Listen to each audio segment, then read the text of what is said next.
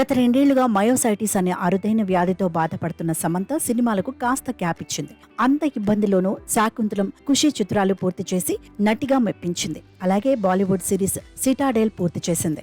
ఆ తర్వాత కాస్త గ్యాప్ తీసుకుని విదేశాల్లో ట్రీట్మెంట్ కు వెళ్లింది. కొంతకాలం విశ్రాంతి తీసుకున్న సమంత మళ్లీ తెరపై సందడి చేయడానికి సిద్ధమవుతోంది. సిటాడెల్ హనీ బన్నీతో తనలోని యాక్షన్ కోణాన్ని రుచి చూపించడానికి సిద్ధమవుతోంది. అలాగే తన సొంత బ్యానర్ ట్రాలాలా మూవింగ్ పిక్చర్స్ నిర్మాణంలో సమంత కీలక పాత్రధారిగా మా ఇంటి బంగారం చిత్రం తీయనుంది.